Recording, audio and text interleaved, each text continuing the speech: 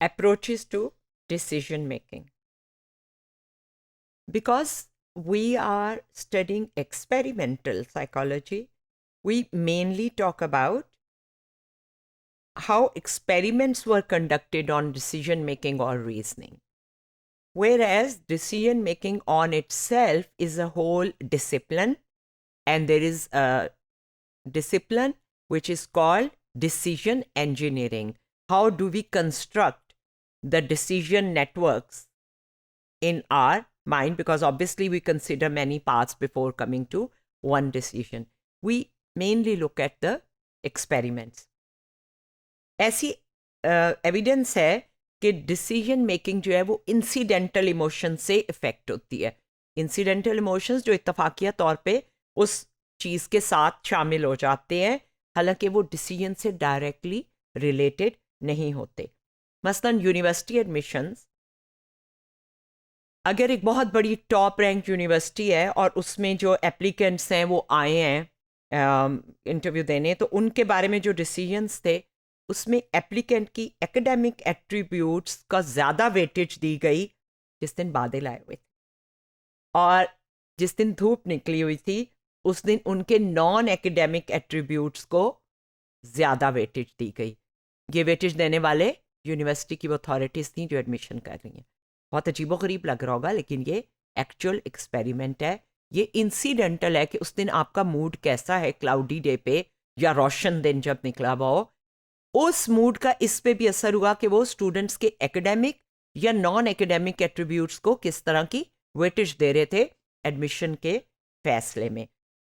इसी तरह जो स्टूडेंट विजिट करने आए एक बहुत बड़ी टॉप रैंक यूनिवर्सिटी को, ज़्यादा चांसेस थे that they would enrol, that they will get admission, यानी वो उसमें दाखला ले लेंगे खुद फैसला करके, अगर वो क्लाउडी डे पे आए थे. इसी तरह सेलिंग एंड बाइंग के डिसीजंस होते हैं, ख़रीदो फरोख्त के फैसले. इनको फिल्म दिखाई गई इस तजर्बे में जिसमें उनके अंदर ये जज्बात पहले पैदा किए गए, डिस्गस्ट यानी कराहत, उदासी, सैडनेस, एंड बिल्कुल न्यूट्रल. और ये इस तरह थे कि उनको कुछ अल्फाज जो है वो बता दिए गए थे. एक डेथ का सीन दिखाया सैडनेस के लिए, डिस्गस्ट के लिए कोई कूड़ा ख़राब होती हुई उल्ली लगी हुई फंगस वाली चीज़ दिखाई, और न्यूट्रल के लिए वैसे ही किसी चीज़ की तस्वीर दिखाई जो ना अच्छी थी ना बुरी. इन फिल्म क्लिप्स के बाद ये लर्नर और कोवर्कर्स ने 2004 में ये एक्सपेरिमेंट किया था. डिस्गस्ट और सैडनेस ग्रुप में जो पार्टिसिपेंट्स थे उनके पास एक सेट था जो उन्होंने बेचना है. उन्हें ये कहा गया था कि ये आपने बेचना है. इन्होंने उसको बहुत कम प्राइस पे बेचने को तैयार हो गए compare to the neutral group जिनके कोई इमोशंस एक्सपेरिमेंट से पहले पैदा नहीं किए गए थे. उसकी रीजनिंग ये दी जाती है कि आप ये देख रहे हैं कि ये न्यूट्रल ग्रुप है, उनकी जो सेलिंग प्राइस है वो हायर है और इन दोनों की कम है. और बाइंग में भी ये सीन नज़र आ रहा है कि उसमें जो सैड हैं वो ज़्यादा कीमत पे ख़रीदने को तैयार हो गए हैं. कहते हैं कि जब आप सैड हो या डिस्गस्टेड हो तो you have a need to expel things and a need for change, especially when you are sad. इसके अलावा हम ये भी करते हैं कि हम अपने फैसलों का कोई जस्टिफिकेशन या एक्सक्यूज़ या बहाना देते हैं कि हमने ये फैसला क्यों किया था. इस पे जो एक्सपेरिमेंट हुआ है वो था vacation booking after they were told they have passed और फेल्ड. तो स्टूडेंट्स वेकेशन बुकिंग के लिए जब एक्सक्यूज़ ढूंढ रहे थे, फेल हो गया हूँ अब तो छुट्टी पे जाना चाहिए, पास हो गया हूँ खुशी मनानी चाहिए, लेकिन जिनको कहा गया कि आपका रिजल्ट आएगा 10 दिन बाद, उन्होंने वेकेशन बुक करने का चांस नहीं लिया. इसका मतलब है कि हमें कोई एक्सक्यूज़ भी चाहिए होता है अपने फैसले के लिए. डिसीजंस इस पे भी बेस करते हैं कि आपको चॉइसेस कैसे प्रेजेंट की गई हैं. ऑर्गन डोनेशन मसलन, अगर ये कहा जाए कि आप ऑप्ट करें या ये कहा जाए कि आप ऑप्ट आउट करें, ये दो प्रोसीजर्स हैं. आप लिखते हैं कि मेरा गुर्दा किसी को ना दिया जाए मेरे मरने के बाद, या मेरी आंख, तो अगर आप ये नहीं लिखते तो वो दे दिया जाएगा. और एक है कि आप लिखेंगे तो दिया जाएगा.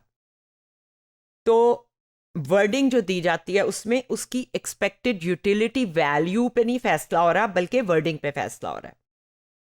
फॉरेंसिक साइकेट्रिस्ट जो हैं वो होती हैं जो जिन लोगों ने मेंटल हेल्थ की कंडीशन में कोई जुर्म किया उनको देखते हैं. तो उनको ये कहा गया कि 20 में से 100 ऐसे मरीज, जैसे ये मिस्टर ए हैं, वो वायलेंस कमिट करते हैं अगर उन्हें छोड़ दिया जाए तो 40% साइकेट्रिस्ट ने कहा कि इसे तो नहीं छोड़ना चाहिए हॉस्पिटल से। दूसरी वर्डिंग थी there is an estimated 20% chance, तो सिर्फ 21 ने कहा कि नहीं छोड़ना चाहिए। इसका मतलब है कि आप जिस तरह प्रेजेंट करते हैं बात वही थी, लेकिन उसको डिफरेंट वर्डिंग में बताया गया। इंसानों के अंदर एक चीज़ होती है कि या तो वो रिस्क से भागते हैं या वो रिस्क लेने में बिलीव करते हैं। तो आपके डिसीजन को कैसे फ्रेम किया जा रहा है वो उसके हिसाब से, अगर आप रिस्क से भागना चाहते हैं तो आप क्या करेंगे, और रिस्क टेकिंग है तो फिर क्या करेंगे। यहाँ पे जो नज़र आ रहा है उसमें ये कहा गया है कि 200 लोग जो हैं वो बच जाएंगे, और इसमें कहा गया है कि यही प्रोग्राम जो है इसमें 400 लोग मर जाएंगे। आप ये देखें कि ये बिल्कुल बराबर है, लेकिन इसमें इस प्रोग्राम को, ये एक मेडिकल प्रोग्राम के बारे में एक्सपेरिमेंट किया जा रहा था, 22% लोगों ने इस प्रोग्राम को चूज़ किया और 72% ने। सिर्फ वर्डिंग थी सेव्ड एंड वर्डिंग थी डाई।